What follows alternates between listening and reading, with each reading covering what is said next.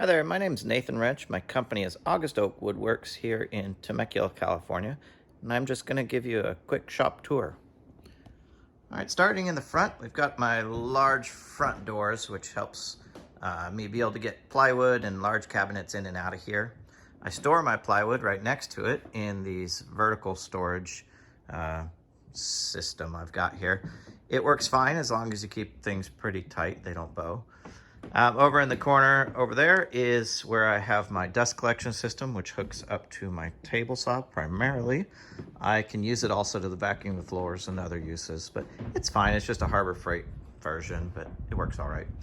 My main saw is a SawStop 3 horsepower with a 52-inch wide fence on it. I love the thing.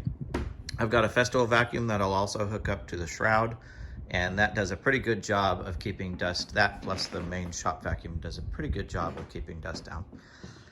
On this wall, I store my lumber. I've got a couple racks that I use regularly, and then the rest is kind of just long-term storage. And below that is my chop saw, which is a 12-inch DeWalt.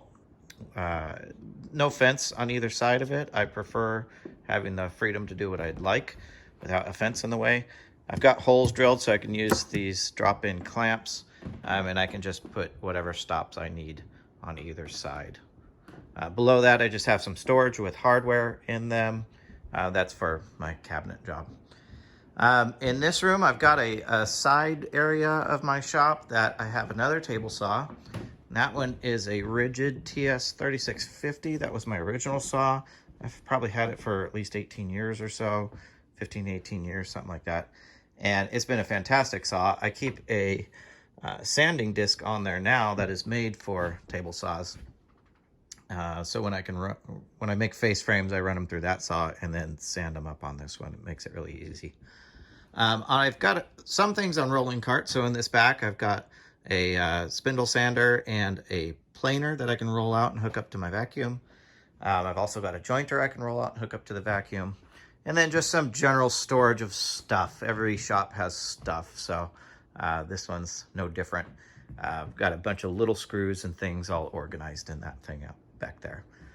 And my bandsaw, I chop most of my stuff up small enough so I can throw it away at the end of the night. I don't love saving scrap. I have a couple tables I made that are a little bit lower than normal, but these are assembly tables, so you can see I built cabinets up on top of them, so I need to be able to reach up and over to do work on them. I've got my track saw and another vacuum underneath it. On this wall is where I keep my majority of the tools that we use for everyday use, along with paint storage, because you can never have too much spray paint, I have found, and anytime I have a project, I love having something on hand without having to get to the store. My routers and things I keep up here. I have them up on a little jig so that I don't have to change the setting when I put them away. And then I've just got tools that aren't regularly used. I keep them on this tray. They're just for once in a while use. If I'm using things all the time, then I put them in this storage unit over here, which I built. And it's also on wheels, so I can clean underneath it, but that's about the only reason to be on wheels. So this holds any of the screws and staples and nails and nail guns, all that kind of stuff that we use regularly. Above that, I've got just more storage so I can keep nails on hand, along with a little rolling edge banding system I've got, but we do some edge banding, so that's nice to have. Hanging on the wall are our pouches that we use. These are Occidental leather, I believe, and they just hold the basic necessities of everyday life. On this wall, we have my clamp storage, and the old adage is still true that you can't have too many clamps. My preference of these parallel clamps is the Jorgensen's. I feel that they work better than any of the others. I've also got Bessie's and Bora's, and I don't know what these blue ones are called, but they're fine. They all work well, but I found the Jorgensen's work the best. My air runs from outside where my compressor is, and I've got a couple different places that it runs to. This back room is mainly just storage for once we built the cabinets, we have somewhere to put them.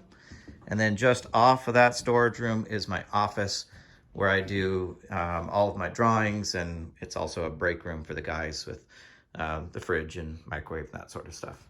So, all right, I hope you enjoyed. Thanks.